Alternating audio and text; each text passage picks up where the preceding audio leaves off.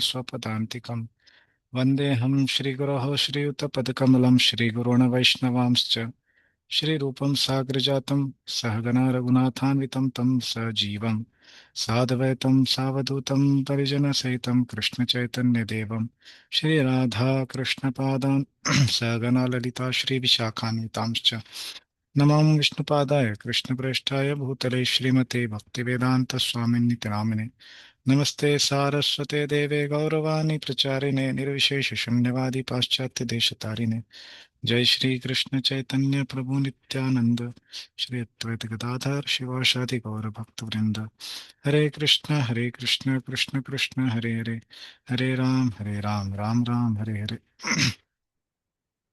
Hare Krishna just 1 minute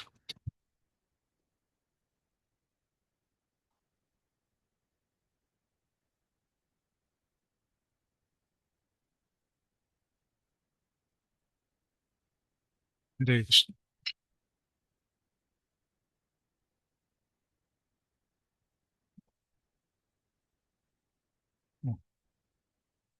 So we are discussing from the 17th chapter of Bhagavad Gita. Last time we were doing the two themes of Swabhavjam Shraddha and Shastri Shraddha. So today we will continue this chapter from the 9th verse. 8th verse also we had completed. And we had already discussed about the different aspects in three modes. So first was the food in the mode of goodness we were discussing. आयु सत्वा बलारोग्य सुख प्रीति विवर्धना रसायाः स्निग्धा स्थिरा हृदया ahara satvika priyaha. So here we discussed the nine characteristics of the food in the mode of goodness. So food, ahara, dear to those in goodness, satvika priyaha. So what are the kinds of food that is dear to the people who are in the mode of goodness? So here he says, ayuhu, that which increases the duration of life. And second, sattva, that is purify one's existence. Third, bala, that which gives strength. Fourth, arogya, which gives health, means free from disease. Okay, disease free. That is arogya. Fifth is sukha, that is happiness it gives while consuming and later also. Satisfaction, priti vivardhanaha, and then rasayaha. Such foods are also juicy and snigdhaha. They are fatty. Fatty in the sense that it is made in ghee. Okay, or sufficient amount of uh, oil or ghee is there. Okay, not more, not less. And sthiraha, nourishing and lasting. And hridayaha, pleasing to the heart. So we saw the purport also by Srila Prabhupada. Now today we will continue with the next verse, 9th verse. Katu amla lavana. Okay, this is the mode of goodness was described already. Now one shloka will be describing each item in one mode. Okay, so that is the structure of the few verses now. Okay, so the first verse which we already discussed was mode of goodness, food in the mode of goodness. Now food in the mode of passion. Next will be food in the mode of ignorance. Like that, various aspects Krishna will describe: charity, austerity, speech. All these things will come one by one. Okay, so let us discuss. कटु अम्ल लवण अति उष्ण तीक्ष्ण रुक्ष विदाहिनः आहारः राजस इष्ट दुःख शोकामय प्रदाः. Yeah, Gayatri Mata, you want to read?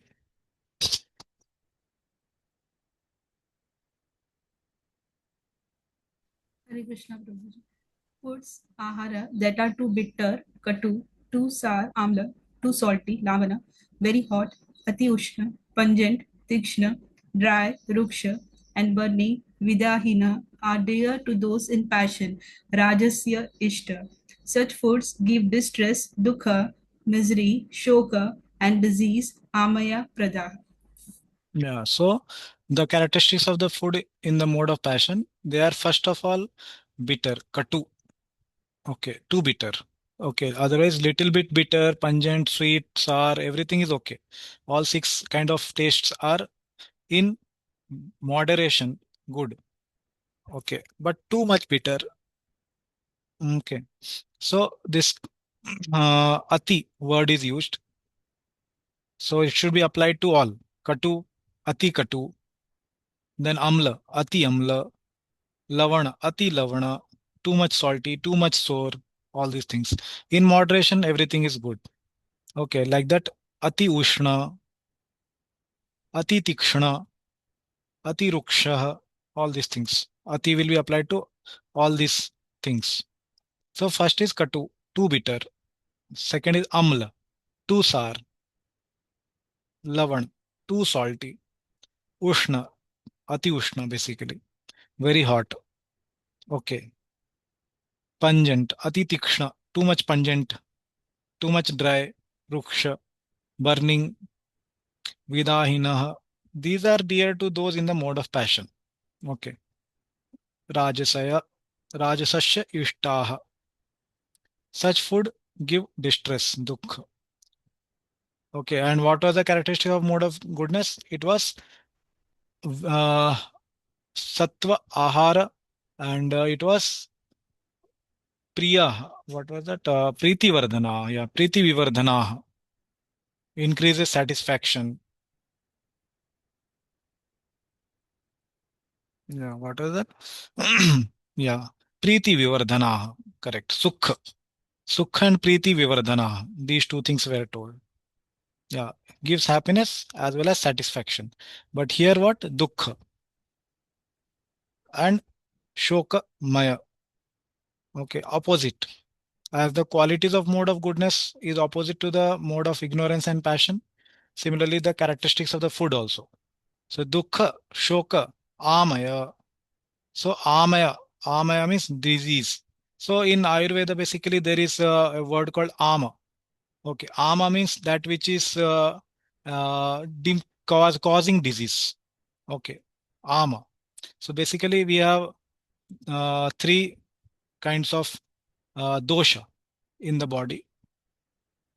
So which produce ama. Ama is the source of all the diseases. This is what Ayurveda says. So shoka amaya. So it provides dukkha as well as shoka as well as amaya pradaha. Okay, so these are the characteristics of the food in the mode of passion. Okay, yeah, please read the purport. In this list, the adjective extremely should be added to each quality. One Very minute, 1 minute. We have Prabhupada's purport. 1 minute.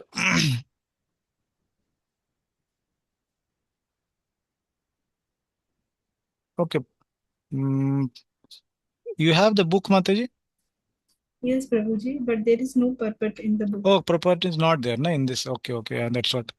Yeah, Prabhuji, directly the purport for that next verse, I think. Slok 8 we read na, full purport was for 3 sloka, 8, 9 and 10. Mm-hmm. Okay, okay. Yeah, then we will read Vishwanath Chakravarti. Yeah, please read.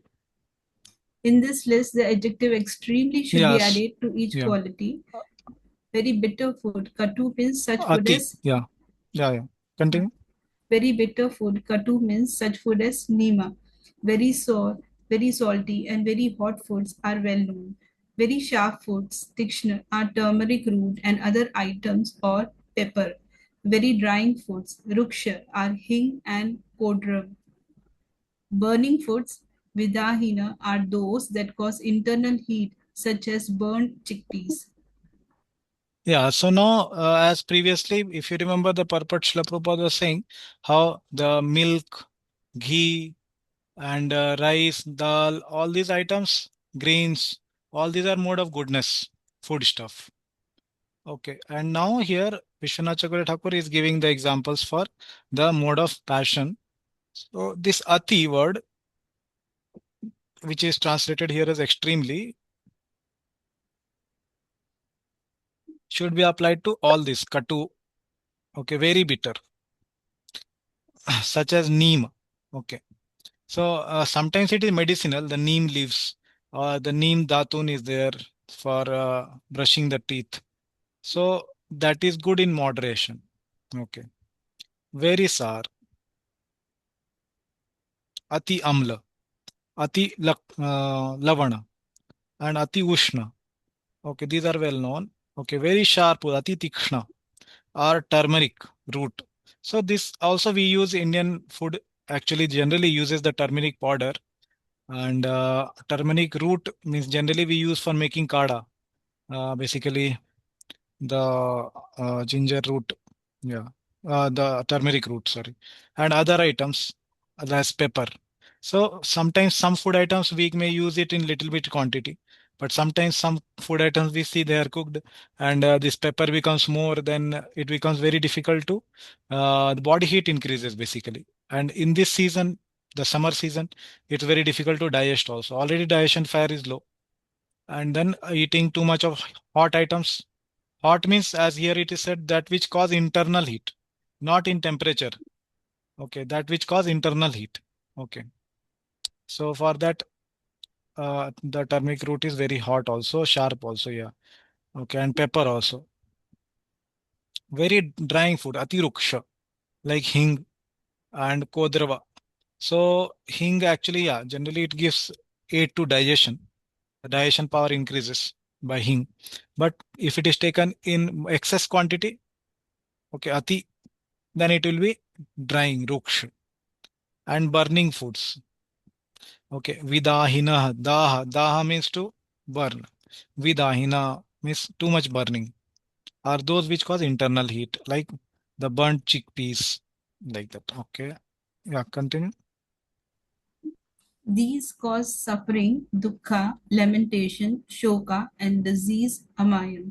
The word suffering here refers to suffering when eating, causing pain to the tongue, throat, or other organ. Lamentation means afterward, in the future. Those foods cause despair. Amaya means disease. Yeah.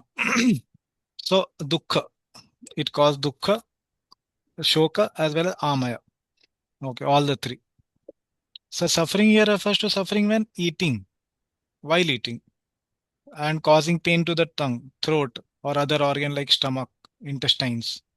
And lamentation is shoka. That lamentation is later. While eating is suffering, and later is shoka. Okay, in the future, those food cause despair. Yeah. Now the food stuff in the mode of ignorance. Yatayamam gata rasam puti paryushitam chayat uchishtam api chamedhyam bhojanam tamasapriyam. Yeah, Nimai Rajendra, you want to read? Hare Krishna Prabhuji. Hare Krishna. Food bhojanam that is stale, yat yamam, tasteless, gatarasam, bad smelling, puti, decomposed, paryushitam, and also chayat, remnants of food eaten by others, uchishtam, and untouchable, apicha amedhyam, is dear to those in darkness, tamasa priyam. Yeah. So in the ignorance, what all kinds of foods come? First is yat yama. Okay, so basically yama is ashta ayam. Those who have heard this word, ashtayam is 8 yamas of the day. So that counts to be 24 hours. Every day is made up of 8 yamas. Okay, so and one yama is 3 hours. Okay, so ashta ayam is the day is called ashta ayam also. So yat, that which has already happened. Yat, which has already passed. So yat yamam. So which has passed the duration of 3 hours. Okay. So this is the first characteristic. Who has passed through the 3 hours. Second is gata rasam. Gata means which has gone. Just like we have gata suna gata sumscha nanu sochanti pandita. So gata asu. Asu is life air. So gat asu, then when the life air has left. Okay. So gatam is that which has gone. What has gone here? Rasam. the juice or the main ingredient which has gone away. So this is second. Gata rasam and puti. Okay, bad smelling. So the various sense organs which are there, like tongue and nose and eyes, generally give us the indication to understand the nature of the food, whether it is already spoiled or it is fresh. So when the food is being cooked, it will give very good smell. Okay, and after cooking also for some time it will give good smell. But later it starts deteriorating, and then the bad smell, bad odor starts coming. Okay, that is puti. So when we sense that, we should not eat bad smelling. Okay, sometimes the fruits, if they are kept for too long, then bad smell will come. Okay, and taste, they will taste also bad. Okay, so we should not eat. Paryushitam, okay, decomposed. Okay, like fruits sometimes or even other items. Like overnight, if we keep some item like dal, rice or anything, they'll become decomposed. They start bad smelling. Okay, and another one is, okay, this was third. Paryushitam, fourth. Uchishtam. Okay, that which is leftover of others. Okay. Cha amedhyam. Okay, they are like untouchable foods. So these are bhojanam tamasam priyam. So first of all, the Rajasic food itself was causing pain and suffering and lamentation. So what to speak of tamas foods? They will cause much more. Not only contamination in the physical body, but also contamination of the intelligence, mind, everything. Yeah, please read. The purpose of food is to increase the duration of life, purify the mind, and aid bodily strength. Its only purpose. In the past, great authorities selected those foods that best aid health and increase life's duration, such as milk products, sugar, rice, wheat, fruits, and vegetables. These foods are very dear to those in the mode of goodness. Some other foods, such as baked corn and molasses, while not very palatable in themselves, can be made pleasant when mixed with milk or other foods. We read already this part of the purport. Uh, okay. I think we did not complete it. Yeah, this we read. Okay. Yeah, basically all three purports Prabhupada has given in one place, which we already read this part also. That except prasadam, all other foodstuffs can be considered that they have spoiled like that. We discussed these points. Okay. Yeah. Read this. Yat yamam means food which has remained 3 hours yamam after cooking, or in other words, that which has become cold after cooking. Gatarasam means food from which the natural taste is missing or has been extracted, or such items as the skin and seed of the ripe mango. Puti means bad smelling. Paryushitam means overripe. Uchishtam refers to the leftovers other than that from the guru or other similar persons. Yeah. So each word is explained here. Yeah. Yeah. Continue. Amedyam means inedible items such as karangya. From reviewing the list of foods, one should conclude that those interested in their own welfare should partake of sattvic foods.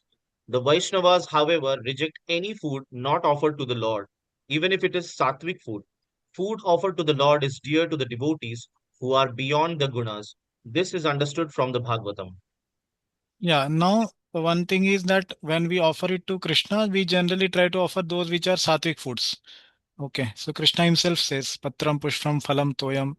So, and in the purport there, Prabhupada also writes what kind of food can be offered to Krishna, what kind of food stuff should not be offered to Krishna. So, devotees can take anything which is offered, but they prefer which is sattvic food, and then they offer it to Krishna and take. Okay, that does not mean that devotees prefer Rajasic food, but offer to Krishna. Offering किया ना प्रभु जी चलेगा whatever you want, tamasic food, anything. Okay, whether it is smelling or spoiled, anything, or too much ati ushna, ati lavana, anything. If we offered Prabhuji, no problem, we can take. It's not like that. Okay, so we take sattvic food offered to Krishna. That is the best prasad. Now somebody may say, what is this word best prasad? All prasad is best only, na? Whichever food it may be, sattvic, rajasic, or tamasic. Basically, if offered to Krishna, everything is best. Yeah, if we are in that consciousness, very good. If we already reached to that consciousness, good. But if we are still in bodily level, then these foods will affect us. Okay, whether it is offered to Krishna, then in whichever mode that food is there, that will also affect the material part of it, will affect us. Okay, so Prabhupada has explained many places that there are three parts of the food stuff: that which nourish the body, that which nourish the subtle body, and that which also nourish the soul. Okay, so Prashad, Prabhupada has explained some places. So basically, if we are taking sattvic food, then we are not fully in spiritual consciousness, then it will affect the material part also. Its material part will affect our material body, like that. Okay. Yeah, any questions what we discussed till now? Hare Krishna, Prabhuji, sir. Yeah. Prabhuji, in tamasic food items, what about the fermented foods which nowadays are very much popular for our gut health and everything? Everyone is promoting that fermented foods. So, is it also come under this mode of ignorance? Yeah. Prabhupada has told in some places about that. That is also actually not sattvic food. Yeah. So there are, see, there are good health things in all the three modes can be. There can be medicine in the three modes. Like some places, they have that. Some medicines can be like they use some items like okay fermented food also, and even mode of ignorance kind of medical treatments are also there. Okay, so that is also there. But here, yeah, Prabhupada also told it. But generally, we consider fermented foods which are not in goodness. Yeah. Okay. Okay. Yeah. Okay. So next is sacrifices in the three modes. Okay. So this is from 11 to 13. Yeah. So The 11th. fermented food in not goodness means I don't understand. Yeah, that's what we discussed, Rohit, that what are the characteristics of the fermented food? Sorry, goodness food. So here you see Yati Yama is which category? Tamas category. So technically it is overnight fermented. So it is fermentation itself a process of spoiling the thing. So that's why it is not in goodness. Vedic, I don't think in Vedic lifestyle there is any fermented food kind of thing. There may be one or two exceptions, like medicinal thing, Then but not food. curd and this idli dosa better all those things. Yeah, idli dosa, we have to find reference in scriptures whether Krishna was eating and others were eating. Curd is very well known. Yeah, curd is well known. Yeah, other things we have to find reference, Prabhuji. Mm. But curd is Okay. Prabhuji in sattvic food only, yeah, because even Krishna used to have it. Yeah, Yes. I told exceptions are there. One or two exceptions are there. Yes. Yeah, not many, but one or two like that. Yeah. Prabhuji, what Yeah, about the I sweet? don't know. His question is Mahavan going through. Is it okay? Yeah. But also, actually, I have one more question. Like, we have like a fried item, like a papad or like whatever Diwali or regular basis, like what is called that Shankar Pali or something like that. Mm-hmm. So that we go extend more than 8 days or 10 days or even more than that. Yeah. This is about cooking, Prabhuji. Is here if you see, this part, basically here it is said the purport which we read. Uh, where it came. Yeah, okay. See here, Vishwanath Jadavkar we read. Yeah. So here that has become cold after cooking. Some items to be eaten cold only, like sweet rice or what is that? Okay, some few items are there which can be eaten cold also, and which are supposed to be preserved over the days. Like if you have pickle. Okay. So we are not talking about those kind of items like you told about some whatever items you told. So some are in that category already. Like we have in clothes also. We have category of clothes which are not to be washed every day. Like in Vedas, or there is silken clothes, resham. Okay, which don't have to be washed even after wearing, and one can do deity worship with it without washing. Or woolen clothes. They are considered they are purified by air, like that. By air only they are purified. No need to wash with water. So like that, there are exceptions in everything. So like that in food stuff also there are exceptions. Like some are fried items which can be eaten after 2 3 days also. Like one is like people used to travel earlier in Vedic times also. They used to have this. In Maharashtra also you have this dry bhakri kind of thing. Correct, which comes over many days. So some items are like that which can be accepted. Okay, but here the general principle of fresh, which are cooked and which are supposed to be consumed within 3 hours, those items are being spoken. Okay, okay, Yeah, Prabhuji. some Thank are cooked in a way that which are supposed to stay, like pickle is uh, immersed in oil so that it doesn't get spoiled actually. Okay, it has been made in that way, or fried items like that. Okay, so some items are there like 1 or 2 days also it goes, more days also it goes. So depends on what intent with which it is cooked. If it was cooked to be eaten hot in 2 3 hours, but that we are taking after 10 hours, that is which is being told here in tamasa food. Okay, we have to take the spirit of the law. Letter of the law is like that, 3 hours. Okay, you. Prabhuji. Yeah, Yeah, maybe you yeah, can discuss more with some senior devotees who are more yeah. knowing about this particular thing. Yeah. Yes. Yeah. Anybody else? Any points? Any comments? Hmm. Okay. So next topic we'll go. Sacrifices in the three modes. So 11th verse. Okay. So this is about the mode of goodness sacrifices. Okay. अफल आकांक्षिभिर्यज्ञो विधिदिष्टो य इज्यते यष्टव्यम एवेति मनः समाधाय स सात्विकाः. Yeah, Santosh bro, you want to read? Yes, Prabhuji.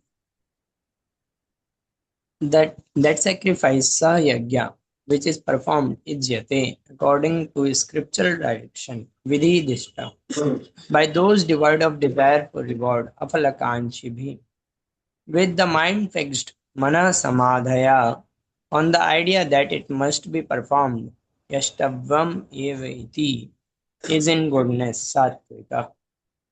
Yeah. So a very, very good definition here. Lord Krishna is saying afala akanchi. Okay. So by those devoid of desire for result. Phala is result, and akanksha. Akanksha is a longing. Okay. More specific desire. Okay. But there is a word a. So not is applied to this. Falakankshi is like mode of passion. Okay. So like those which who do karma yoga with the phala kanchi of going to akanshi of going to heaven. That is called sakama karma yoga. So similarly here, afala, okay, that which is one is not aspiring to seek the results of the sacrifice. So afala akanchi, so that is the symptom of goodness. So then the question comes, if he doesn't want result, then why he did it? So that is told here that yashtavyam, okay, it is done as a duty. So this is a symptom of the mode of goodness, that the activity is done as a duty. Like last time, if you remember, we were discussing this.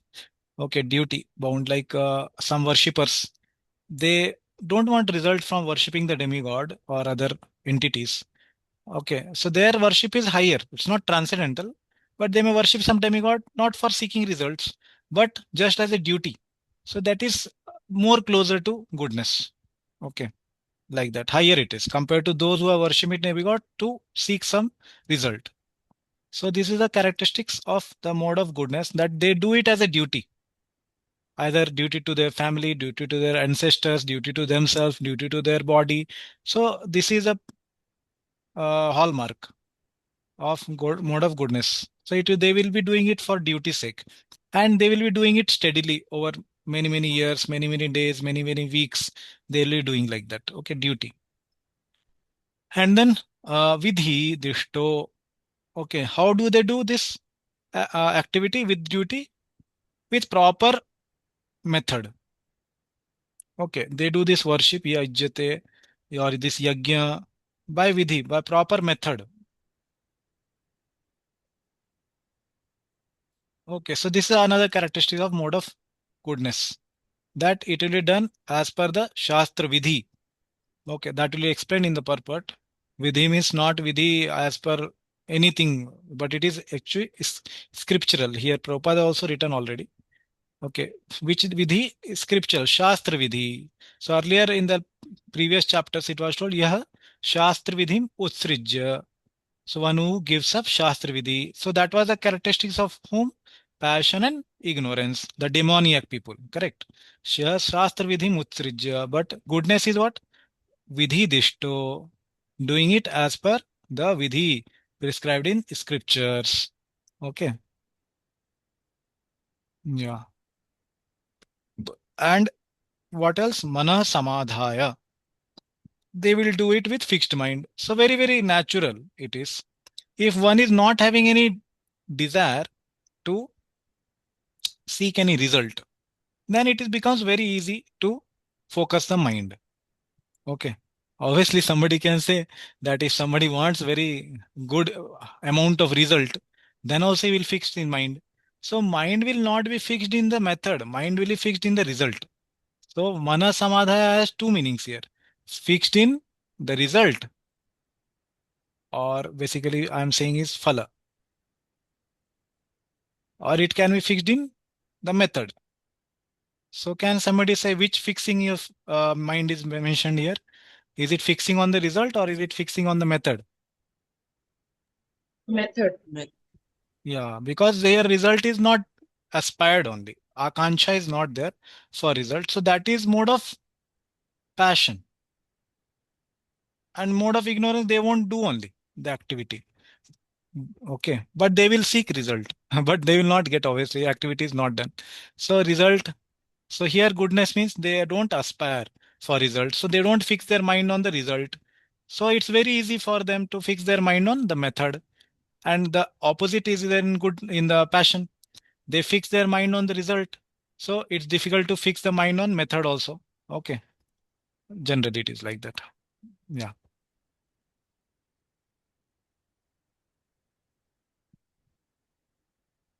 Yeah. Please read this. The general tendency is to offer sacrifice with some purpose in mind, but here it is stated that sacrifice should be performed without any such desire. It should be done as a matter of duty. Take, for example, the performance of rituals in temples or in churches. Generally, they are performed with the purpose of material benefit, but that is not in the mode of goodness. One should go to a temple or church as a matter of duty, offer respect to the Supreme Personality of Godhead, and offer flowers and eatables without any purpose of obtaining material benefit. Yeah. So here Prabhupada has given this example of going to temple or churches as a matter of duty. Correct. And if somebody is doing it with any desire of result, okay, then it is in the mode of passion. And without that, it is in goodness. Okay, very simple. Okay, so now the question comes, the devotees, should they be doing it, going to temple as a matter of duty or what? How they should be going, with what consciousness?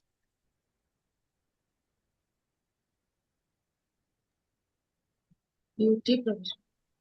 Yeah, miss, yeah, duty. Okay. Anybody else want to say? Not duty, but like to take the darshan of the Lord, to meet the devotees, like with a devotional spirit is would go. Yeah, so basically activity is devotional, but is it being done as duty or what? Like whatever the activity you mentioned, it can be done as duty also, na? Yeah, but like spirit should be devotional, but in the beginning it can be duty as well. Like in Vedi sadhana bhakti, we should do as duty as well as Okay. following the rules and regulation. If we even if we don't feel so much attraction for it. Okay. Okay. Anybody else want to Hare Krishna, share? Prabhuji. So Yes, Mataji. please, And in this, when we are in, just now we are in sadhana stage, so everything we are doing as a duty, because just now we have not developed love for God. So as a Hmm. duty we should do, so that slowly we develop love for God. Okay. Okay. Yeah. Yeah. So as we have heard also many times, this four levels: fear, then there is the desire level, then duty, and then love. Okay. So yeah, as a sadhaka, we would not have developed the love fully, the prema stage we have not reached. Okay. But at the same time, the love is not zero also. Okay, so as one is progressing, that love is going on increasing. So in the sadhana stage also there is some love. Okay, so where is the praman for this? Okay, I will show the reference. Again, it is Madhuri Kadamini, last chapter. This is chapter number 8. And we will read this. That there is love even before we reach to the stage of love. Mm,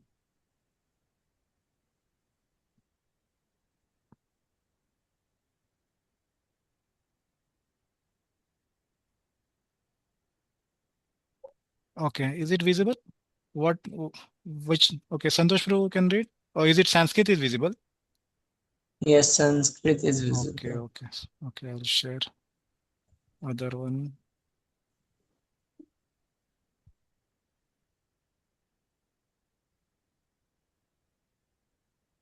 English one.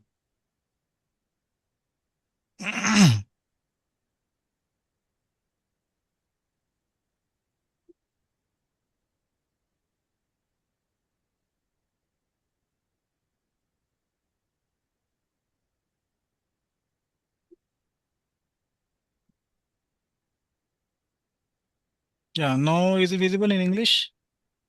Yes, Prabhuji. Okay. Mm, yeah, please read. When the materialistic aspect of Ahanta anata and Mamata. Yeah. I-ness and and yeah. Okay, read. is extremely deep, one remains in the cycle of birth and death.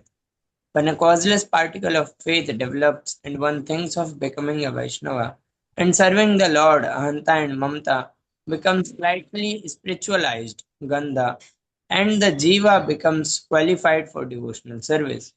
At the stage of Sadhu Sangha, the tinge of spiritualization becomes more concrete, Sandra Gandha. Material attachment is still deep, Atyantiki. At the stage of Anishta Bhajana Kriya, the spiritualization is localized in one place, Ekadesha Vartini, whereas the material aspect is in full force, Purna. At the stage of Nishtha, spiritualization becomes more pervasive, Bahudeshavartini, and the materialistic influence decreases somewhat, Paraik, Paraiki. At the stage of Ruchi, spiritualization of me and mine becomes dominant, Paraiki, and the materialistic aspect becomes localized, Bahudeshavartini. At the stage of Astiki, the spiritual aspect becomes complete, Purna, and the material aspect becomes a trace, Gandha. At the stage of bhava, the spiritual aspect becomes through atyantiki and the material aspect becomes a shadow, abhasha. At the stage of prema, the spiritual aspect becomes extremely intense, paramatyantiki, and the material aspect is completely absent. Yeah. So this is how the progression is given, that the spiritualization or the love, which we say paramarthiki. Okay. that is not suddenly it becomes 0 to 1 when one attains the level of prem or bhava. So it is shown here that it's spiritually also growing. Okay, so one cannot say that a sadhaka has zero spiritual qualification or the love. So that is growing. As example is given often, like the seed. Okay, bhakti lata bij. So the bij grows as the plant is watered through shravana, kirtana, jal, and then slowly it grows as a small uh, sapling, and then small we have a flower, and then later the fruit also will come. So it is gradually growing. Okay, so obviously at the stage of sadhana we don't have full love, but we cannot still say that we don't have any love. Okay, so we should do it as a duty, but at the same time we should also try to do it with whatever love we have. Okay, at the stage of sadhana. Okay, yeah, continue. Everyone thinks that there is no use in going temple just to worship God. But worship for economic benefit is not recommended in the scriptural injunction. One should go simply to offer respect to the deity. That will place one in the mode of goodness. It is the duty of every civilized man to obey the injunctions of the scriptures and offer respect to the Supreme Personality of Godhead. Yeah, so as a duty here it is said, and worship for economic benefit is basically in the ignorance, sorry, in the passion. That will come in the next verse. Yeah, but also one thing is that in the 12th chapter of Bhagavad Gita we will see that actually there Krishna recommends, okay, if you are not to do the bhakti at this level, then you can do at this level. If not at this level, then do at least at this level. Then he says this point also, that if you are not directly able to engage, then engage your intelligence, engage your money, engage your whatever assets you have in bhakti. Okay, so that there is a scope of engaging this, but not at the highest level. Yeah, read this. With this verse, the Lord begins to speak of the three types of sacrifice. That is sattvic sacrifice, which is performed according to the rules with no desire for results. What should be impetus for sacrifice if there were no desire for results? The mind is fixed in performing the sacrifice with the idea that it should be done because the scripture prescribe it thus. Yastavyam eviti. Yeah, because the scriptures are saying one should do as a duty. Okay, now next one is the mode of passion, sacrifice in the mode of passion. Abhisandhaya tu phalam dambha artham api chayvayat ijjate bharatasreshtha tam yagyam vidhis rajasam.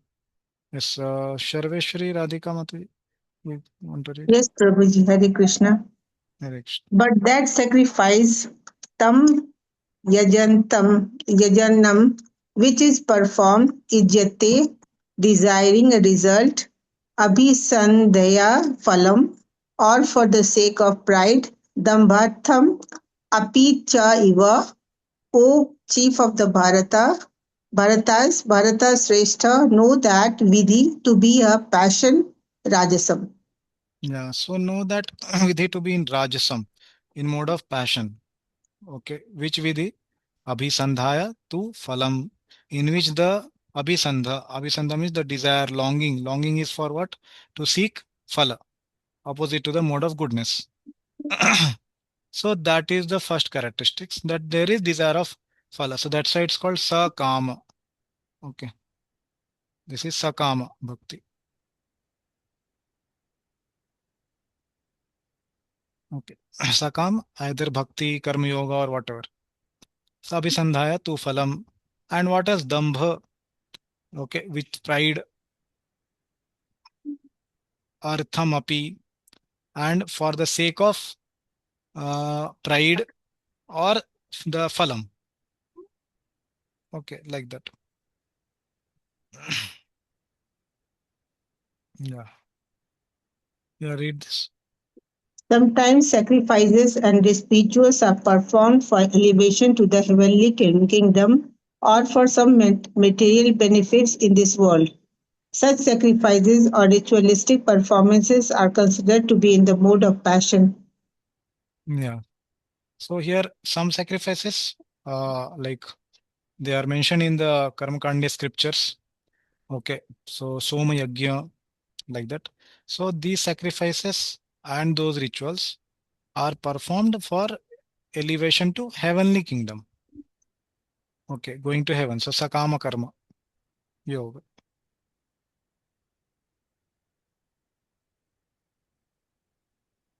Okay, so those kind of activities. Okay, or some other material benefits like increasing lifespan or whatever other purposes. Okay, such sacrifices or ritualistic performances are considered to be in mode of passion. Okay, why? Because there is desire for result. Yeah, please read. Know that sacrifice performed with the intention of gaining swarga or other results, or for purposes for showing one's greatness, dambha artham, is sacrifice in the mode of passion. To do it for showing one's greatness, that oh, how much great I am such a spiritual person, I am actually very very religious person, to show in society or even in devotee society, one does some seva or keeps the deity at home or does any other or comes to any devotional program or chanting or temple programs for the purpose of showing off to other devotees that see, I am very spiritual, I am very strict in sadhana. So all these showing off things will be in the mode of passion. Okay, next. Vidhihinam asrishtannam mantrahinam adakshinam shraddha virahitam yagyam tamasam parichakshate. Yeah. Dayamai Devaki Mataji. Can you read? Yes, please. Any sacrifice, yajna, performed without scriptural direction, vidihina, without distribution of food, ashrastanam, without Vedic hymns, mantrahina, without remunerations to the priest, adikshinam, and without faith, shraddha virahitam, is considered parichakshate, to be in ignorance, tamasam. So, what are the characteristics of the activity or the sacrifice in the mode of passion? Sorry, ignorance. Tamasa yagyam.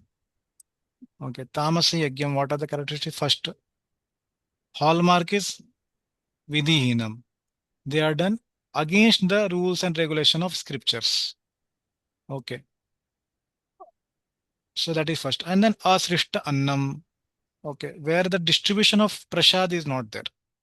Okay, asrishta annam.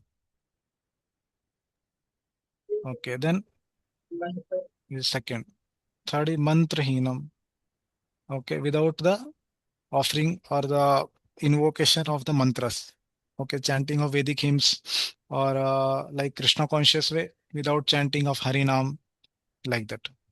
Okay, adakshinam, where the dakshina or the charity or what remuneration Prabhupada has used is not given to the person who is doing the yajna. Okay, for the priest.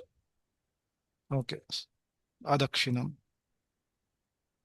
And shraddha virahitam, without shraddha, without faith in the yajna. So first of all, there is no method, and if at all there is method, there is no faith in the method. Shraddha virahitam.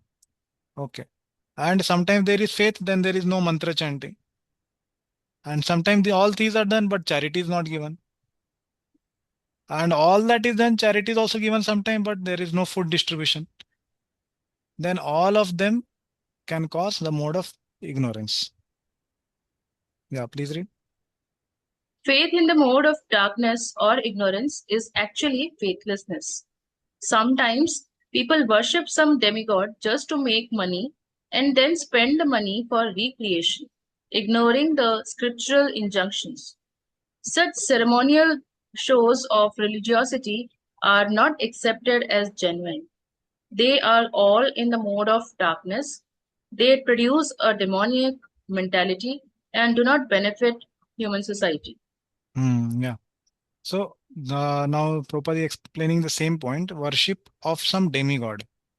Okay. Generally, as we discussed earlier, if you remember, the Shastri Shraddha, those were people, they are following the Shastra, they will worship Vishnu.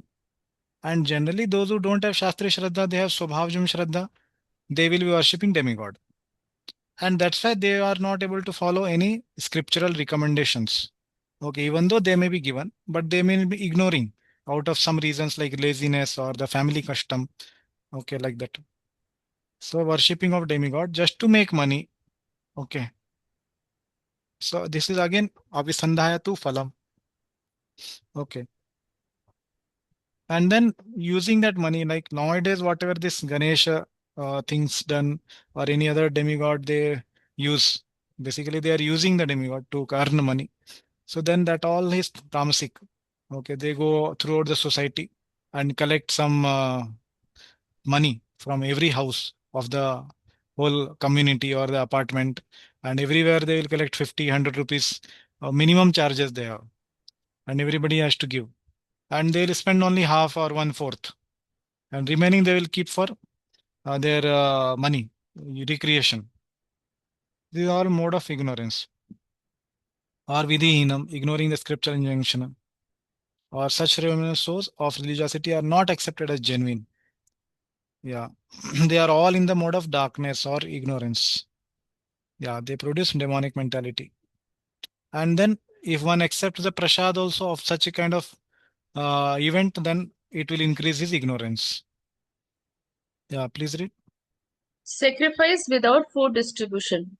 Ashtasta Annam, in which the mantras are lacking in pitch or syllables and which is without faith, since there is animosity towards the priest. Shraddha Virahitam is known as sacrifice in the mode of ignorance. Yeah, so sacrifice without food distribution. That's a Prabhupada many times actually he gave this instruction to his disciples, to temple presidents, that there should be food distribution in and around 10 kilometers of the temple, or in the temple free food distribution. At least there is, every ISKCON temple there is some food distribution going on. Okay, some khichdi or at least something is given to the people who are coming. So this is very very important. Otherwise, it is asrishta annam. Okay, that which is in ignorance basically, where food stuff is not given. Okay, so mantras are lacking in pitch or in syllables. Very mantrahinam. Okay, so properly the mantras are not being chanted.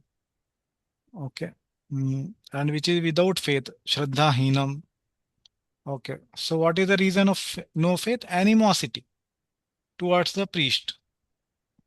Okay, so that's why Vedic mantras actually they teach that one should not have animosity towards the teacher or towards the priest. Okay, so there are many invocations before one begins any spiritual activity. Okay, it is said that one should chant those prayers. Okay, so these are very famous. And Shraddha Virahitam. Okay, that is with animosity. Okay, so then it will be in mode of ignorance. Yeah. Okay, any questions what we discussed?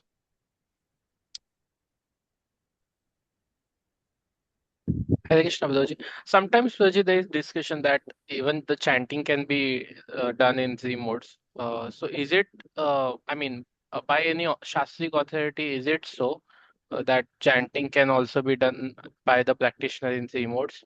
Hare Krishna mantra chanting. Yeah, we discussed this bhakti in the three modes earlier from third canto 29 chapter last class only. I think we were discussing that bhakti in the three modes, so that one does the activities of bhakti uh, with the desire to give pain or animosity towards others or violence. So that we discussed from Lord Kapila's section. Okay, I will show that again. Okay, so then chanting and other limbs of bhakti all can be done with three modes actually.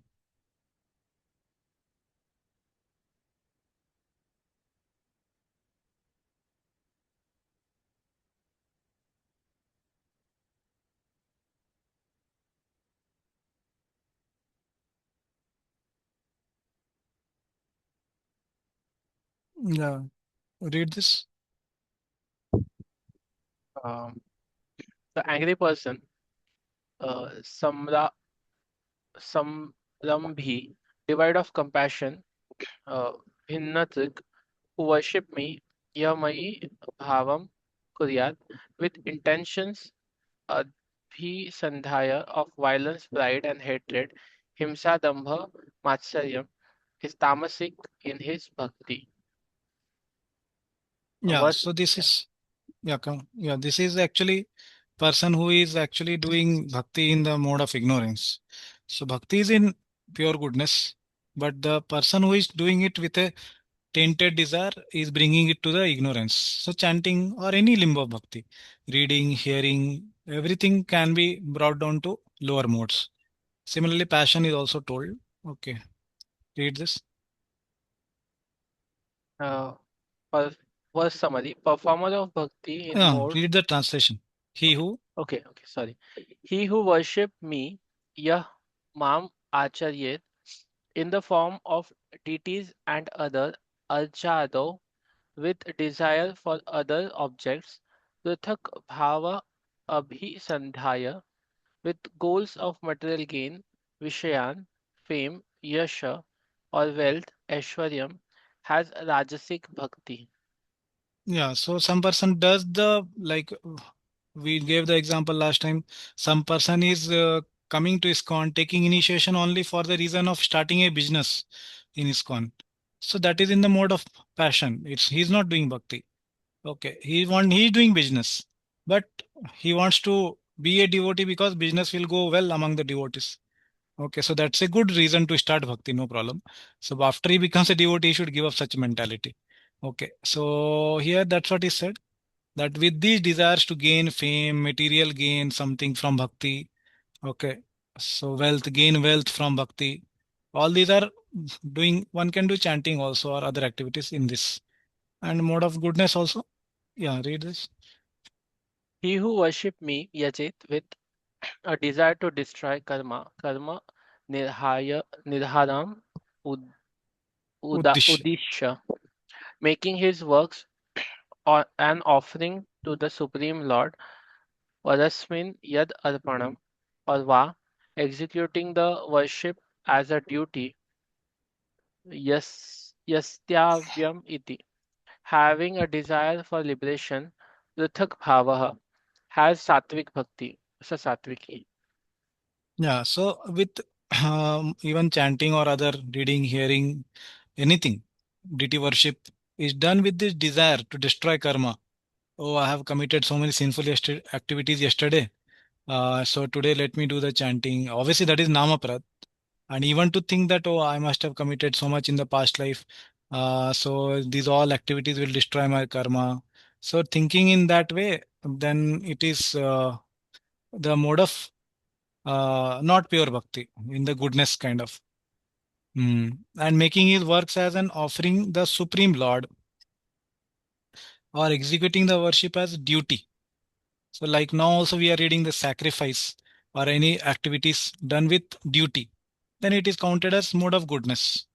Okay. So that is okay. But as to whatever love, the level of love we have, that we should try to do. Okay. And the last one is having a desire for liberation. So even somebody doing chanting or any activity of bhakti thinking that I will go back to Godhead, I will get liberated from this material world, then it is not Shuddha Bhakti. Okay, it's not Anya Bhilashita Shunyam. Okay, it is a desire which is uh, it is in mode of goodness. Okay, it's not beyond the three modes. So what is then the reason to do bhakti? So the reason to do bhakti is because we want to give pleasure to Krishna and we want to attain Krishna prem. Whether we get liberated or not, that is different thing. So generally, many devotees actually have this misconception. Prabhu, we were told actually to when in the beginning of bhakti that actually we will go back to Godhead. But suddenly now you are saying that that is not our desire to go back to Godhead. Actually, we should not desire to have that while doing our chanting and other things. You are changing your words. No, it is not like that. Okay. So like every child grows, so everybody should grow in bhakti also. Okay, we cannot say that child should remain child only. Okay, a whole world will want to be a child only. Nobody will want to grow. Nobody want responsibilities. Yeah, but here the point is that when we chant every day in the morning that we are avoiding 10 apradhas, for what purpose? For Krishna Prem, we say. We don't say we want to go back to Godhead. So if somebody or any one of us is doing bhakti for the purpose of or getting up early in the morning or doing one's activities of bhakti, chanting, reading, oh Krishna, please give me back to Godhead. Okay, somehow, please give me back to Godhead. So then that is not in Nabilashita Shunyam. Okay, there is desire for liberation. So that is the point. Okay. So So, when we give up that burden, it's a burden actually, that okay, we have to go back to Godhead. Then that day we will actually start doing our bhakti in actual way, that we are doing it for loving Krishna. Okay, for Krishna's pleasure we are doing bhakti. That day only bhakti will start. When we actually give up this motive to go back to Godhead. Okay, Krishna, I don't want anything but I want to please you. Then only bhakti will start actually. Sarji, so Yeah. what I'm just trying to connect this three stages of chanting Namaprad, Namabhas, and Shuddhanam. So, uh, with the this sacrifice which we discussed in three modes, Mm. so even the Namabhas is also beyond three modes, Sarji. Yeah, Namabhas is beyond three modes. Yeah. Okay. Yes, that is Yeah. what Sarji. It Yes. has no connection with basically the three levels, passion, goodness, and ignorance. The chanting with Namaprad is generally like Aprad is which is spoken of Namaprad actually is uh, intentionally doing sins. Okay, so that is what is Namaprad stage. It is not connected to ignorance or passion so much. Okay, and Namabhas is obviously not transcendental in the sense of the Suddhanam, but not in the three modes also. It can take one away out of three modes, give liberation. Yeah. But that is even before one becomes a devotee, Namabhas is chanted, like Ajamil chanted Namabhas. So when one becomes a devotee, starts practicing Shuddha Bhakti, then he is chanting Shuddhanam in practice. That is there in Harinam Chintamani, one can read. Namapradi is done by those who are demoniac people, like Shishupal or Dantavakra or Hiranyakashipu. All these were doing aparadh. But devotees generally they are not doing aparadh. They want to stop doing aparadh. That is their intention. But by mistake, sometimes they will do. Then it is counted as seva aparadh, not nam aparadh. Okay, like Okay. that. Yes. Thank you, Sarji. Yeah. Okay. So we will go to the next topic. Okay, austerities in the three modes. So we saw till now food and uh, sacrifice. Now austerity in the three modes.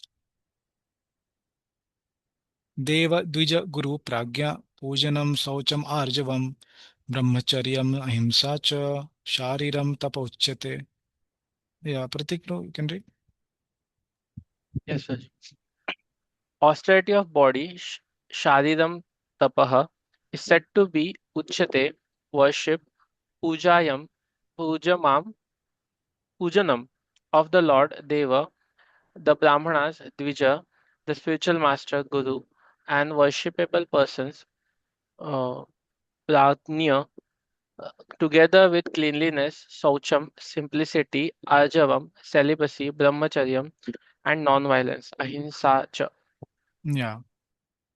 So, Dev, Dvij, Guru, Pragya. Okay. Pujanam.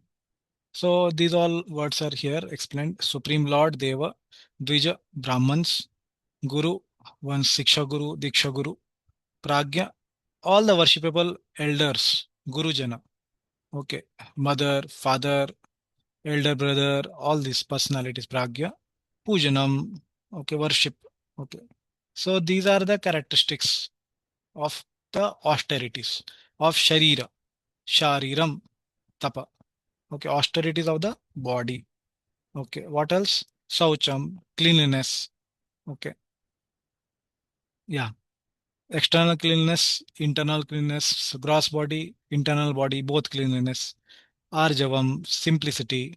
not speaking lies. Okay, so many things will be explained now. And brahmacharyam, okay, abstaining from unnecessary uh, activities, sexual activities. And ahimsa, okay, non-violence, shariram tapa uchyate. Okay, these are the various aspects of the austerities of the body. Yeah, please read. The Supreme Godhead here explains the different kinds of austerity and penances. First, he explains the austerities and penances practiced by body. One should offer or learn to offer respect to God or to the demigods, the perfect qualified brahmanas, and the spiritual master and superiors like father, mother, or any person who is convergent with Vedic knowledge. This should be given uh, proper respect. One should practice cleansing oneself externally and internally, and he should learn to become simple in behavior. Yeah, arjavam. Okay. Saucham, both externally and internally. Okay. Yeah, this we discussed. Yeah, continue. He should not do anything which is not sanctioned by the scriptural injunctions. He should not indulge in sex outside of marriage, a married life, for sex is sanctioned in the scriptures only in marriage, not otherwise. This is called celibacy. These are penances and austerities as far as the body is concerned. Yeah. So one should not do anything which is not sanctioned by the scriptural injunctions. So earlier, if you remember, we discussed just now, vidhi hinam. Okay. So vidhi hinam, that is a mode of passion, sorry, ignorance. So that which is done by giving up the rules of scriptures. But anything which is done, which is sanctioned by rules of scriptures, can be goodness or even bhakti. Okay, and yeah, obviously here Prabhupada is speaking about the yeah, what was the word used here? Brahmacharyam, correct. About the brahmacharya. So here he is speaking about grihastha brahmachari. Okay, who is indulging into sex only inside marriage and for the purpose of procreation. Okay, so this is called celibacy. So both, even brahmachari who are naishtiki brahmachari and even those who are grihastha brahmachari. Okay, those who engage only with in marriage. Okay, so that is both are brahmacharis, they are called. Yeah. Okay, so now austerity of speech. Anudvega karam vakyam satyam priyahitam cha yat swadhyaya abhyasanam chaiva vangmayam tapa uchyate. Yeah, who has not read? Maybe we can read. Chaitanya Prabhu, you want to read? Yes, Hare Krishna Prabhu. Hare Krishna. Austerity of speech, Vanamayam Tapah, is said to be Uchayate words, Vakyam, that do not agitate, Anudvega Karam, that are truthful, Satyam, pleasing, Priya, and beneficial, Hitam Chayat, as well as regular recitation of Vedic literature. Yeah, Swadhyaya Abhyasanam Chaiva. Swadhyaya Yeah. Abhyasana. So yeah. So here Anudvega Karam Vakyam. So that those speech or those words which are not Udvega. Udvega means agitating.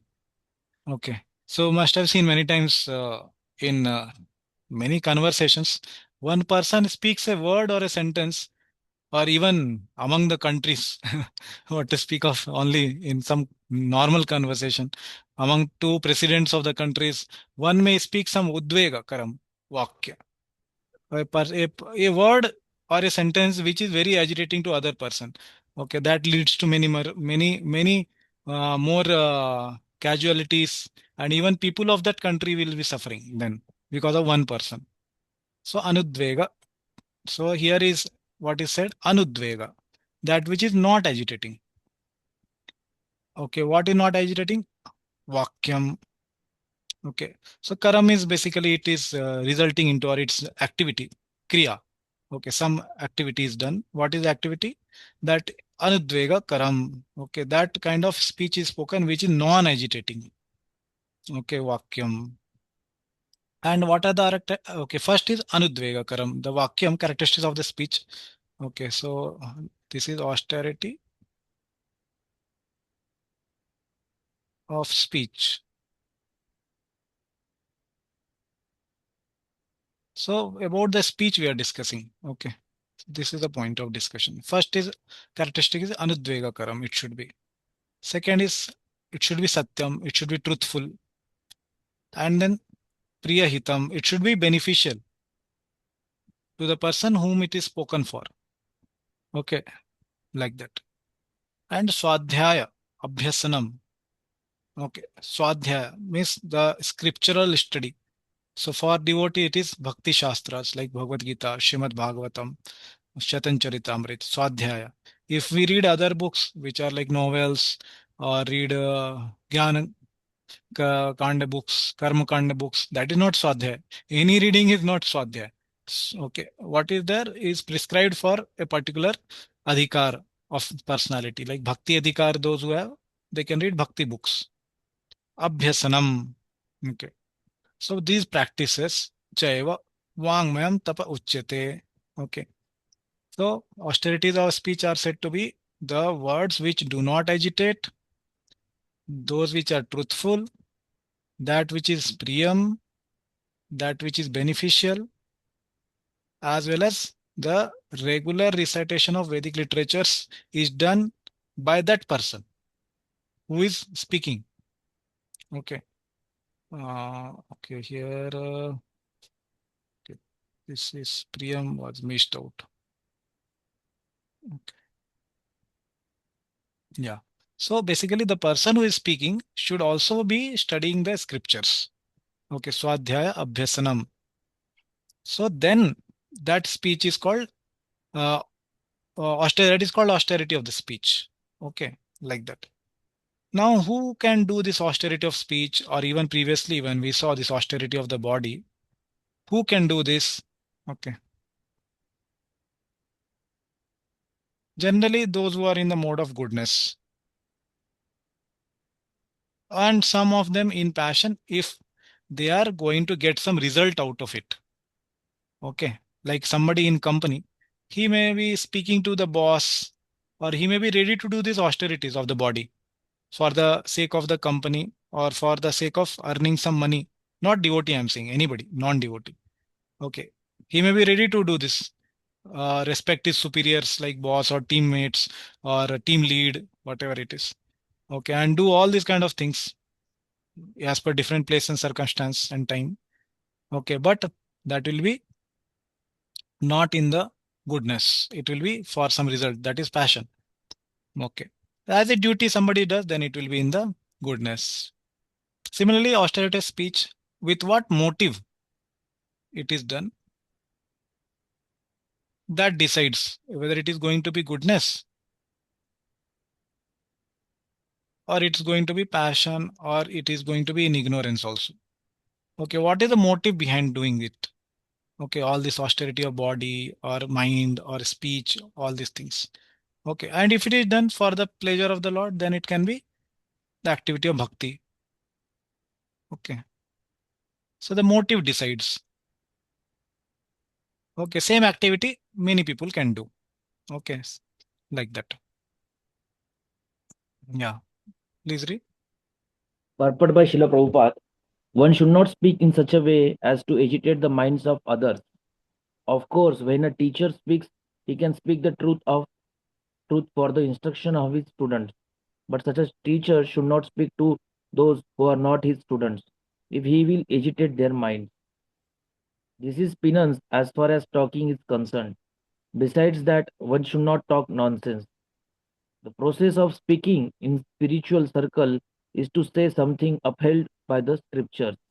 One should at once quote from the scriptural authority to back up what he is saying. Yeah, so one should not speak in such a way to agitate the minds of others. How will one speak like this? Until unless he knows others, he will not be able to know what is agitating his mind. Correct, very simple. Obviously, there are some general things which one knows that as a human being, if you call a human being an animal, then any human being who is sane, he will consider agitated.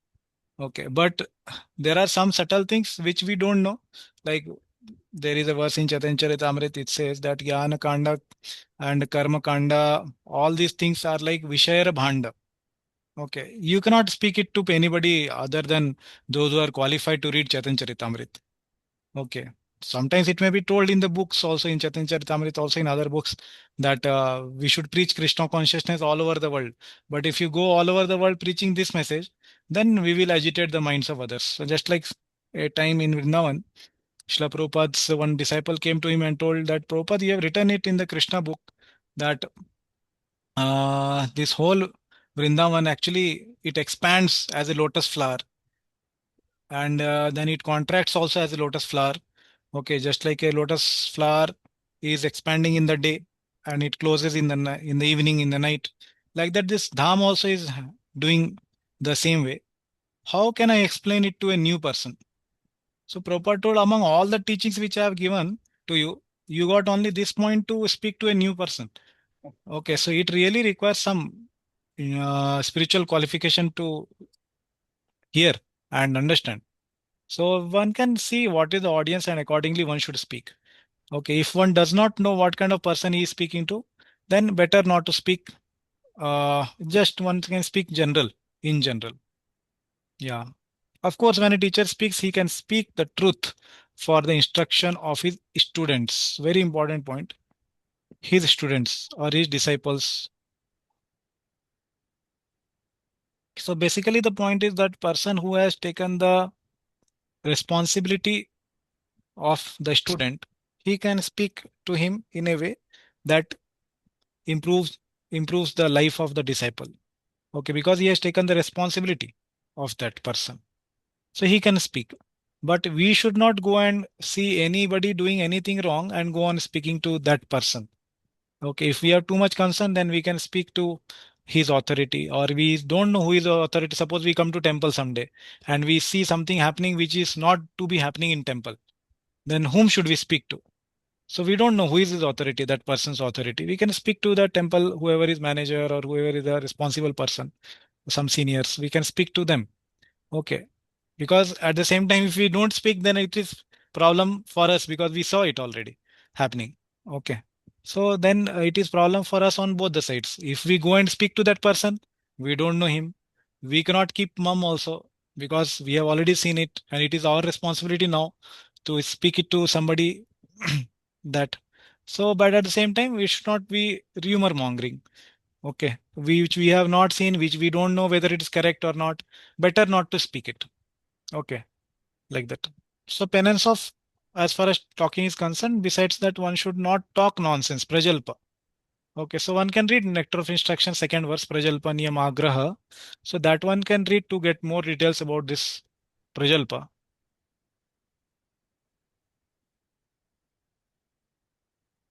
Hmm. Yeah.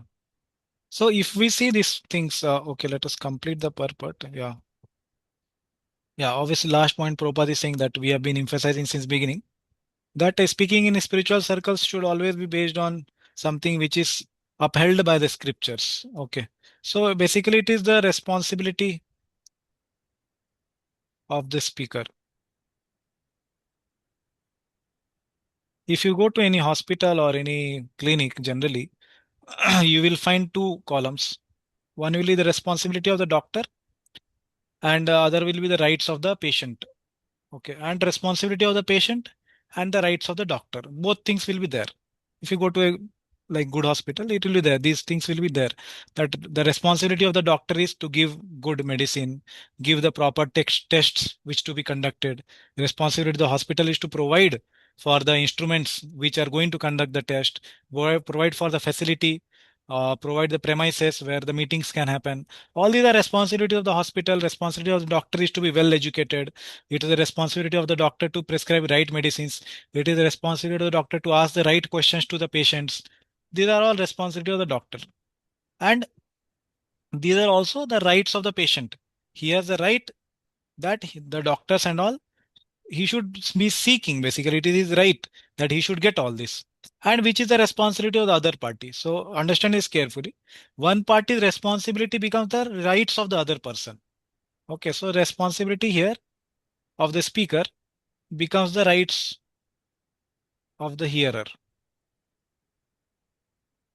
Okay, it's the right of the hearer. Means it's his right to hear authoritative statements from the scriptures. It's the, like I gave the example, it's the right of the patient to get good medicine, to get good treatment, to get good advice from the doctor, to get the facilities from the hospital. These are the rights of the patient. Similarly, those who are hearers, as hearers, all of us, it is our right to find a responsible speaker. Okay, not to hear from anybody and everybody, whoever is speaking, we are hearing. No, as a responsible speaker, he should be doing all these things which Prabhupada is saying here. And as a as a rightful hearer, we should be having access to all this responsible speaker. And similarly, there is other side of it. There is responsibility of the audience. The responsibility of the audience is to be attentive. Okay, to be putting their consciousness focused in the class, to keeping their videos on, like if they're coming for the online classes. Okay, not traveling while one is keeping the video on. Video on is not for seeing your face or other things what you're doing. Video on is to make sure that you sit and hear the class. Okay, not that you are traveling keeping video on. So that fails the purpose of keeping the video on. Okay, so these are the responsibility of the hearer. And there are similarly the rights of the speaker.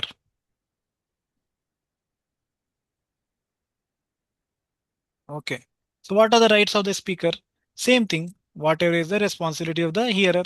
The speaker's right it is that he should be getting such a audience. So it's especially Srimad Bhagavatam focuses on this. Tanno bhavanve bhagavat pradhano mahattam ekanta parayanasya harer udaram charitam vishuddham shushrusatam vo vitanotu vidvan. So it says there that both the sides are explained. That first is obviously the scripture, Harer Udaram Charitam Vishuddham. The Udara Charitra of the Hari, which is Vishuddha, beyond all contamination, is the subject matter which is to be discussed. Then who is the speaker? Tanno Bhavanve Bhagavat Pradhano. So, Shaunakadi rishis are saying, Tanno Bhavanve Bhagavat Pradhano. Oh, Suta Goswami, you are Bhagavat Pradhano. Greatest among the Bhagavatas or the devotees. Tanno Bhavanve Bhagavat Pradhano. Mahattama. You are very, very great. Mahattama. Mahattara, Mahattama. Great among the great. Greatest. Like that. Mahattam Aikanta. Aikanta Parayana. You are actually Ekanta Parayana. Ekanta is that which is one pointed attention on Krishna basically. It is Ekanta Parayana. Parayana means fully sold to that purpose or completely sold. All his endeavors are for that purpose basically. Ekanta Parayanasya. Okay, you are belonging to that person. Okay. And Harirudaram Charitam Vishuddham Shushrushatam. And who are we? We are Shushrushatam. We are desirers. What are our desires? Desire is to hear. Shushrushatam no Vitanotu Vidvana. And we want to learn from you. Okay, so this is one shloka which speaks. There are many others. Okay, where it speaks these qualities of the hearer and the speaker, all these things. But just to bring out this point, that it is rights and responsibility of both the parties, and both their rights and responsibility should be fulfilled by others. So the rights of the hearer should be fulfilled by speaker. Okay, he should speak from scripture, and the right of the speaker is he should get an audience which is focused to hearing, putting their consciousness, desiring to learn, and and eager to hear the subject matter about Krishna, like that. Okay, yeah, yeah. Please continue. At the same time, such talks should be very pleasurable to the ear. By such discussions, one may derive the highest benefit and elevate human society. There is a limitless stock of Vedic literature, and one should study this. This is called penance of speech.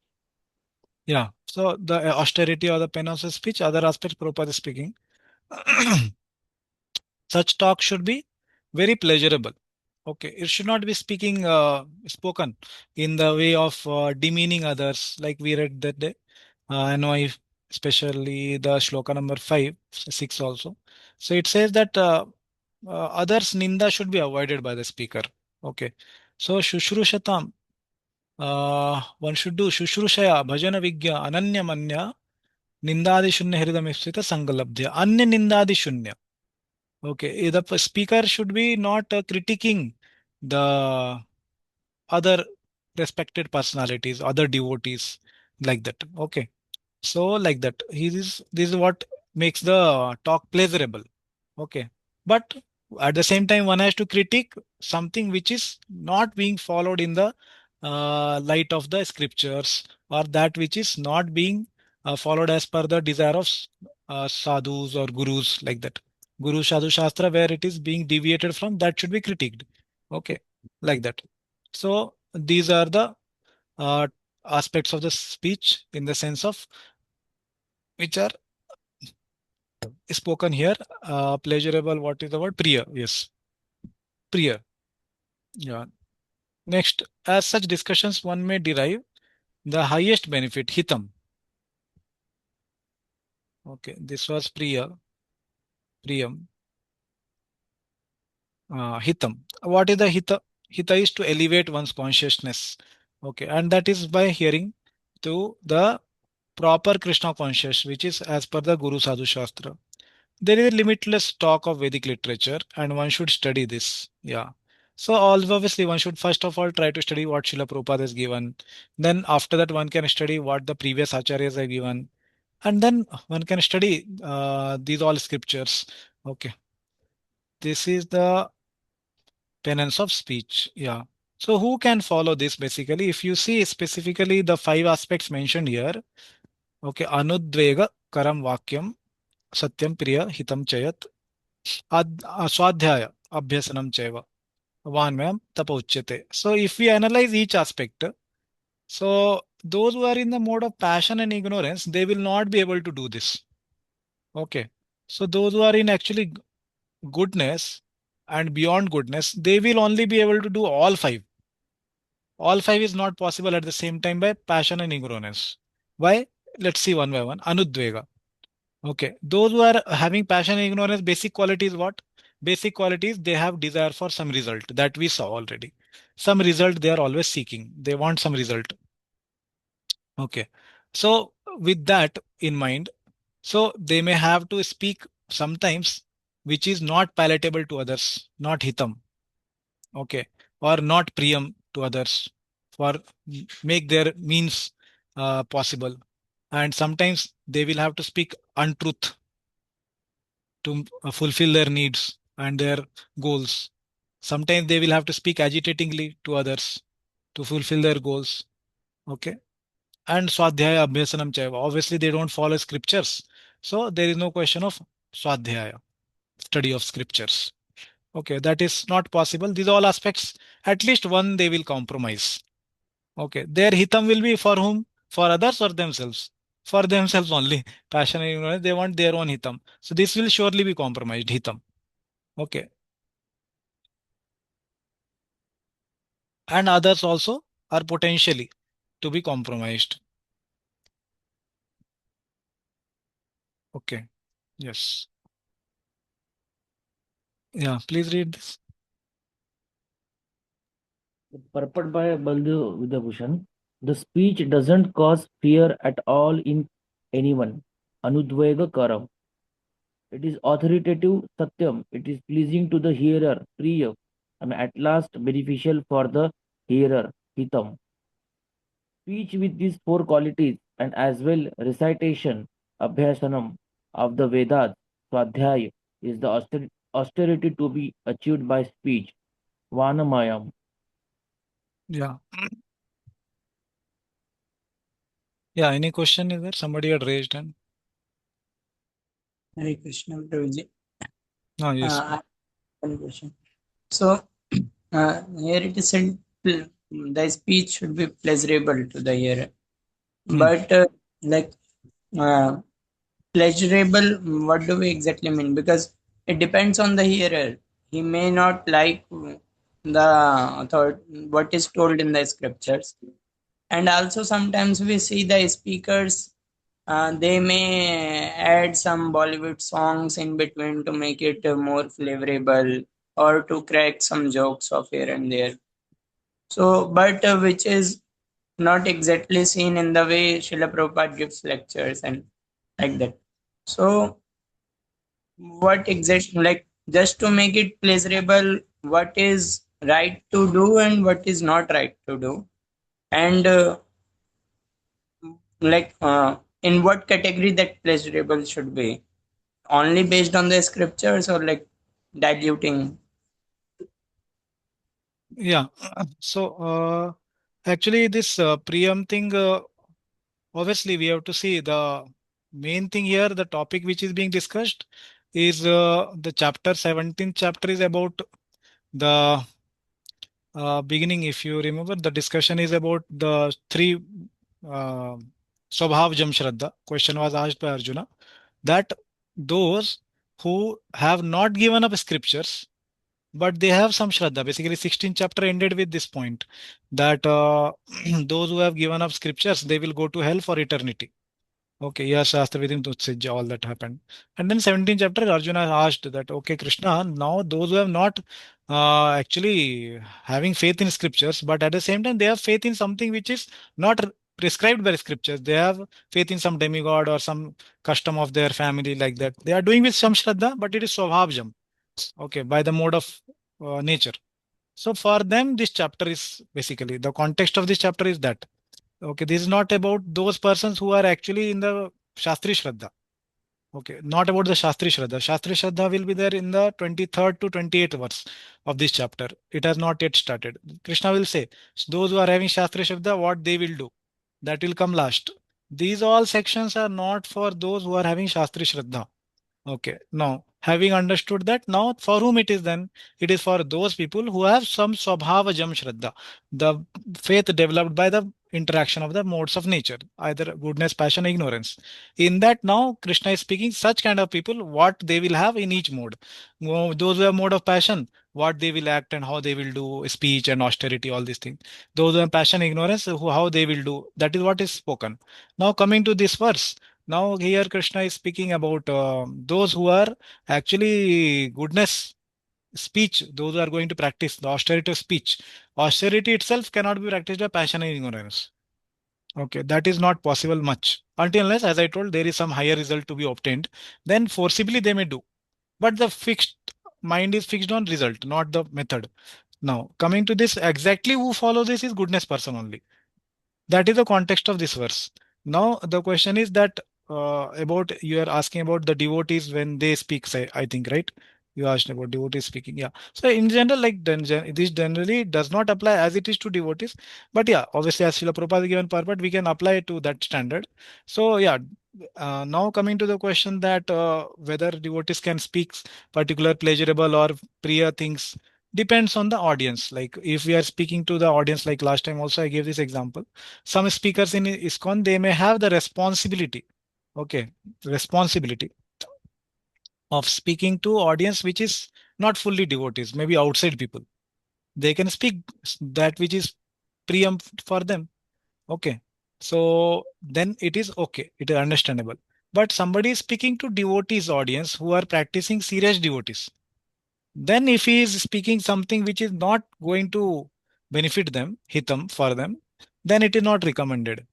But Shrimad Bhagavatam itself actually, Sukadeva Goswami speaks many jokes in Shrimad Bhagavatam. Now one may say, where Prabhu, we didn't find any jokes in Shrimad Bhagavatam. It's a very serious discussion. First verse only starting with, and second verse, Dharma Projita, kick out, all the, where are jokes in Bhagavatam? No, it is there, like 10th canto, we were reading now. So in 10th canto itself, so Balramji is going to Vrindavan, is coming for 2 months. At that time, Krishna does not accompany him. So Sukdev Goswami, obviously, he is explaining that narration and all that. And then suddenly he speaks about a humorous pastime of Paundraka Vasudev, who is imitating Krishna. He is proclaiming himself to be Krishna. So basically, their Acharya is right that just because the matter had become very heavy, so Sukdev Goswami chose a very light pastime, which happened parallelly. Actually, when Balram came to Vrindavan, everything was very heavy. All gopis and Nanda Maharaj and everybody was very heavy in emotions. So like that, Parallelly, what was happening with Krishna was very humorous pastime that Sukadeva Goswami started narrating. So Acharyas say, actually, that purpose of that is to make the situation and mood light. Okay, so it is not wrong. It's nothing like done moderately is wrong. Okay, it can be done as per the time, place, and circumstances to bring the audience to the highest benefit. To give the medicine, like sometimes Prabhupada gives the example, the medicine can be coated with sugar. Now, sugar may not be the medicine, but it can be sometimes coated if it is the need of the child. Similarly, like that, not that Parikshit Maharaj needs it, but the Acharya is saying for the audience and for the others. Similarly, here Prabhupada may have a personality where he may not speak like kind of jokes which is spoken now in ISKCON. But Prabhupada is he speaks humorous many things. What is interacted with other people, what some scientist was saying, or what something it is humorous many times.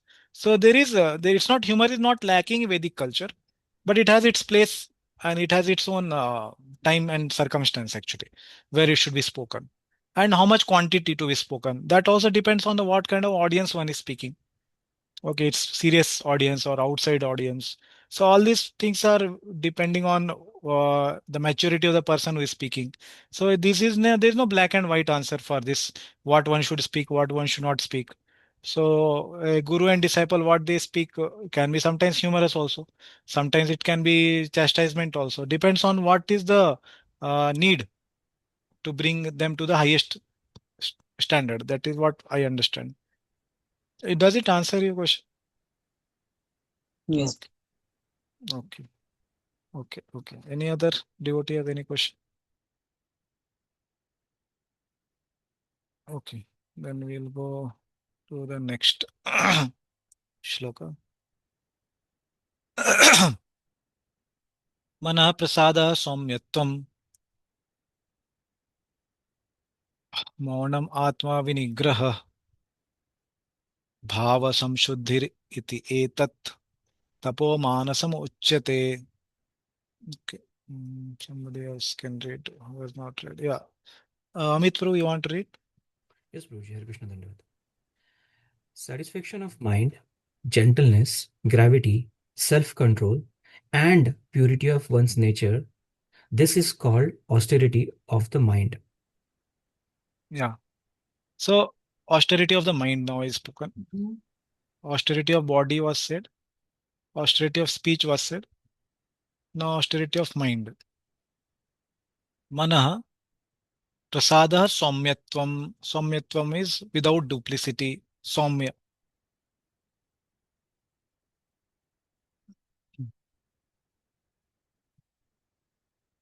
Yeah. Okay. Mana prasada, satisfaction to the mind. That is first. Saumyatvam, gentleness. Maunam, with gravity. Okay, these things will be explained in the purport, so I'm not explaining here now. Self-control, purity of one's nature, bhava samshuddhi. Etat, these five are called austerity of the mind. Yeah, please read. To make the mind austere is to detach it from sense gratification. It should be so trained that it can be always thinking of doing good for others. The best training for the mind is gravity in thought. One should not deviate from Krishna consciousness, and one must always avoid sense gratification. To purify one's nature is to become Krishna conscious. Satisfaction of mind can be obtained only by taking the mind away from thoughts of sense enjoyment. Yeah, so here Prabhupada is speaking to make the mind austere is to detach it from sense gratification. First thing, what Prabhupada is saying, to detach from sense gratification. Okay. Bhava samshuddhi tapo manasam uchyate. Okay. Tapasya, basically. Tapo kayana putra, tapo divyam putra kayana. Okay, so that verse actually speaks about uh, okay, this aspect of giving up sense gratification. Basically, Rishabdev's teachings, you can see 5.5.1. Okay. there it is explained that how these two things are connected. Okay, the austerity of the mind and sense gratification. Brahma Sokhyam to Anantam. Yeah. It should be trained. What mind should be trained? That it can always be thinking of doing good for others. Okay. Yeah. And best training is gravity in thought. Yeah. So for devotees, not to deviate from Krishna consciousness, that is the gravity in thought as well as best training and giving up all sense gratification. To purify one's nature is to become Krishna consciousness. Yeah. And mana prasada, so satisfaction of the mind, can be obtained by taking the mind away from thoughts of sense enjoyment. So basically, same point, three times Prabhupada is told. Yeah, read. The more we think of sense enjoyment, the more the mind becomes dissatisfied. In the present age, we unnecessarily engage the mind in so many different ways for sense gratification, and so there is no possibility of minds becoming satisfied. The best course is to divert the mind to the Vedic literature, which is full of satisfying stories, as in Puranas and the Mahabharata. One can take advantage of this knowledge and thus become purified. Yeah. Yeah, so same thing. How to become overcome sense gratification by doing swadhyaya as it was told earlier. Yeah, and reading the scriptures. Yeah. The mind should be devoid of duplicity, and one should think of the welfare of all. Silence means that one is always thinking of self realization. The person in Krishna consciousness observes perfect silence in this sense. Control of mind means detaching the mind from sense enjoyment. One should be straightforward in his dealings and thereby purify his existence. All these qualities together constitute austerity in mental activities. Yeah. So all one point Prabhupada has spoken. Okay, Saumyatvam, Mana Prasadam, Saumyatvam. Okay, simplicity or gentleness, Maunam. Okay. Yeah, straightforward. Forward. What was that?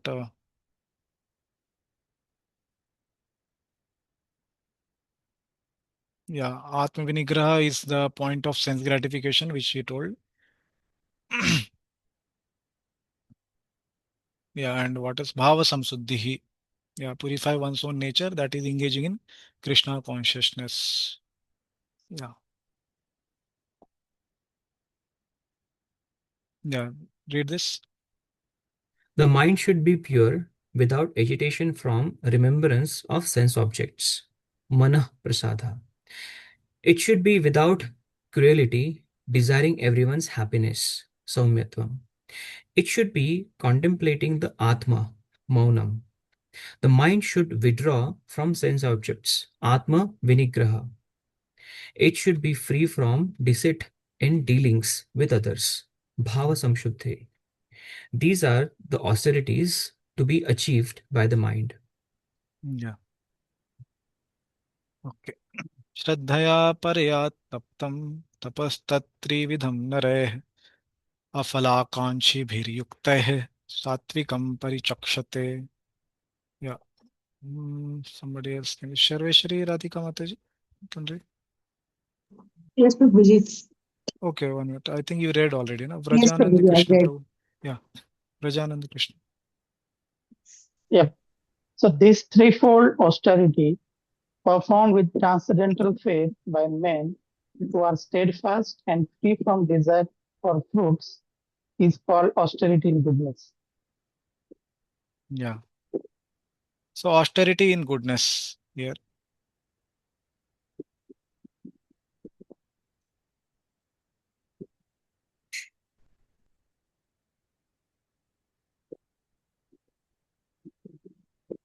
Yeah, what are the aspects of it? So the Trividham Tapaha, the threefold austerity, uh, performed with transcendental faith. Okay, Taptam. Shraddhaya Paraya, with faith. Okay, by men who are steadfast. Okay, Yukteh. Okay, and free from the desires for the fruits. Okay, so performed with transcendental faith by those who are steadfast, Yukteh, and those who are free from the Falakankshi. Okay, so they are Afalakankshi, as we discussed earlier. So Satvaguna, so they have this duty, sense of duty. Yeah, yeah, please read.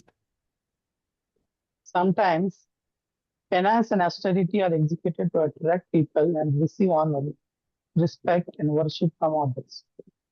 Persons in the mode of passion arrange to be worshipped by the subordinates and let them wash their feet and offer riches. Such arrangements, artificially made by the performance of finances, are considered to be in the mode of passion. The results are temporary, they can be continued for some time, but they are not permanent. Yeah. So these are done for this purpose only. If it is done, then it is not in goodness. Okay. But sometimes a devotee maybe like he will have to, sometimes he may have to undergo this washing the feet of or accepting the donations from others. But he should do it on the behalf of their guru or accepting prasad at somebody's home. So all this to be done at the like consciousness of doing it on behalf of one's guru. Okay, not for accepting for oneself. Okay, so he may do these things which are told here to be avoided. Okay, but the goal is not to do the activity with this purpose.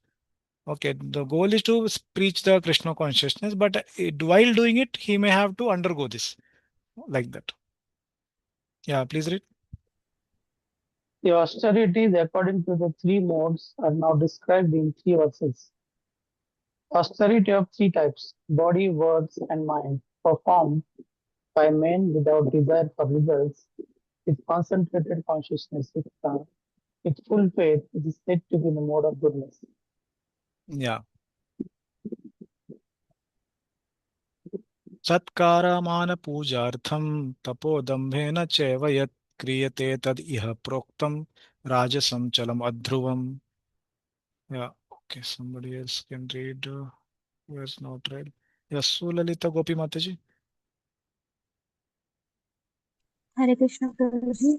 Hare Krishna. That austerity which is performed kriyate for the sake of respect, honor, and worship, satkara mana pujartam, and also with the pride, dambena cha eva, is said proktam, to be in passion, rajasam, temporary, adruvam, and unsteady, chalam, in this world, iha. Thank you. So here now, Rajasam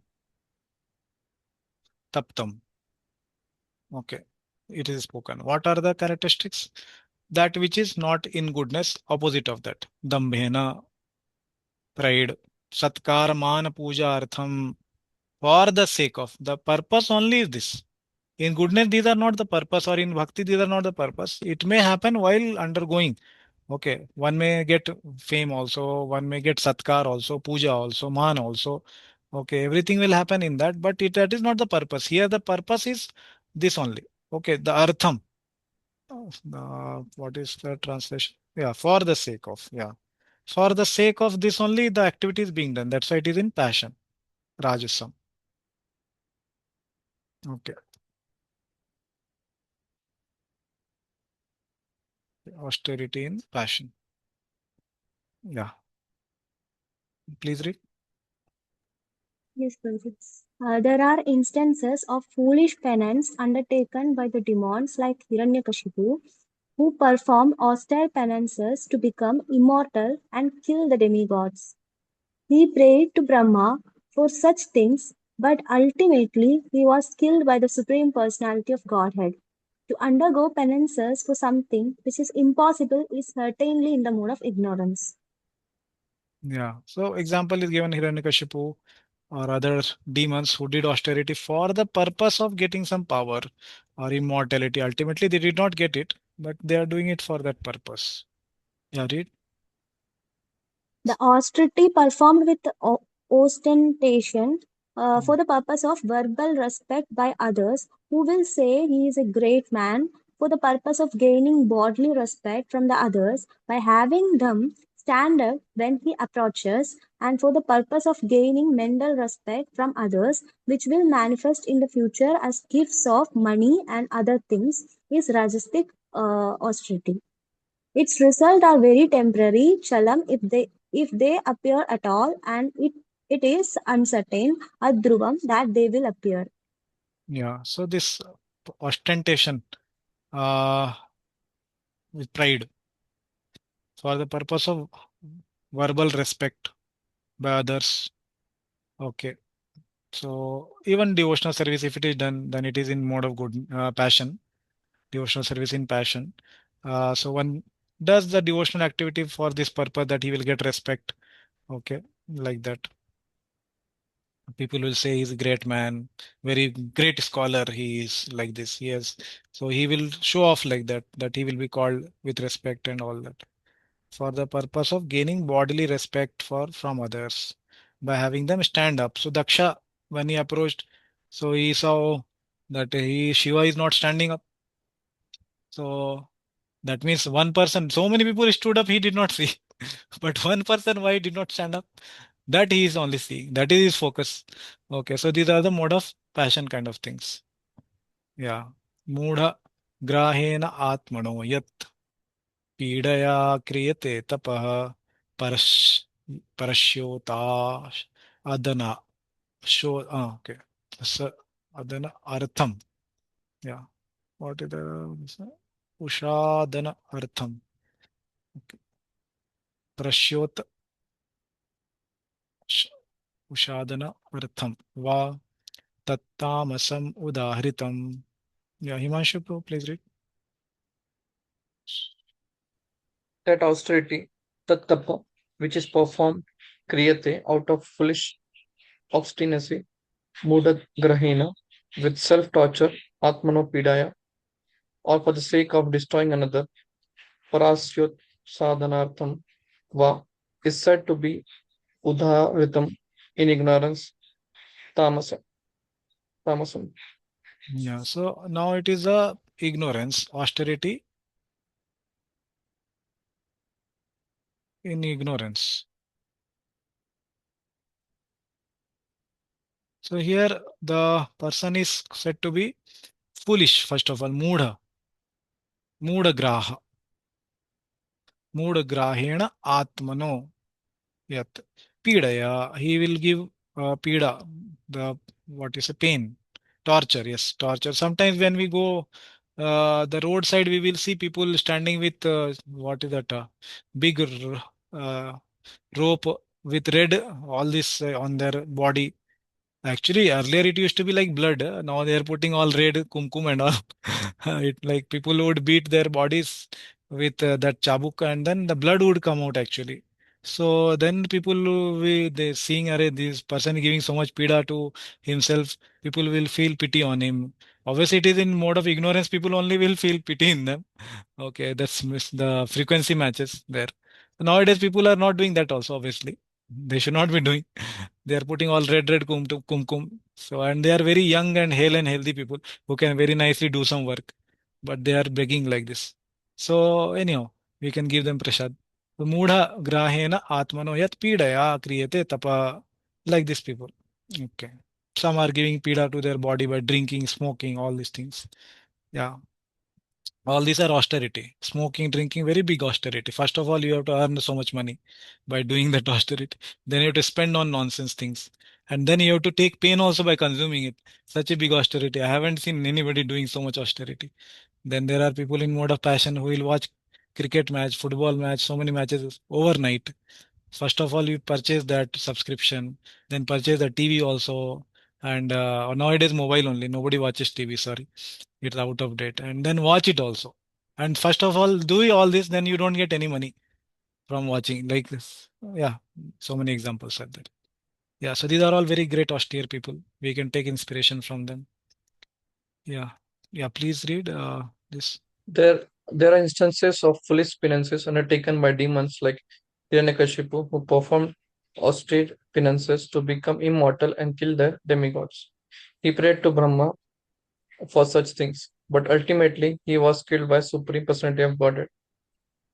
To undergo penances for something which is impossible is certainly in the mode of ignorance. Yeah, so example is given Hiranyakashipu only. Yeah, so these are austerities for the purpose of harming others only. Their purpose only is that they want to harm others. They want to torture the people of this world like that. Yeah, I think last verse. This is yeah. Read this. Muda Grahina means the austerity is performed with stubborn attachment to material enjoyment because of no discernment. Discrimination. Yeah.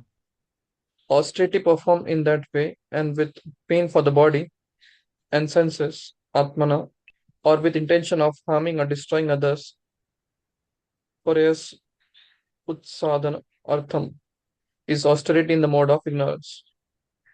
Yeah, so we saw also bhakti in the mode of ignorance, like Diti, she performed for killing Indra. So these are the activities which are done for the purpose only violence. Okay, and the passion we saw pride, dambha, for the increasing one's own self-respect or respect in the society, all those kind of things. They will do the activity like for that reason.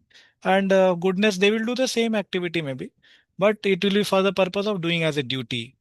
Okay, like that. And bhakti, obviously, it is done only when such things are done for the pleasure of Krishna, not even for the purpose that, yes, I want to go back to Godhead. Oh, Krishna, every day I'm chanting.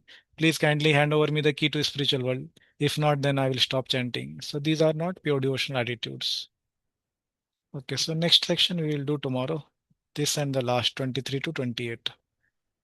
Okay, any questions are there? What we discussed till now?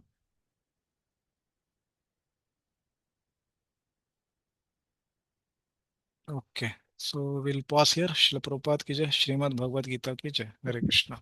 Hare Krishna. Thank Thank you. you. Thank you, Prabhuji. Thank you. Hare Krishna. Thank you.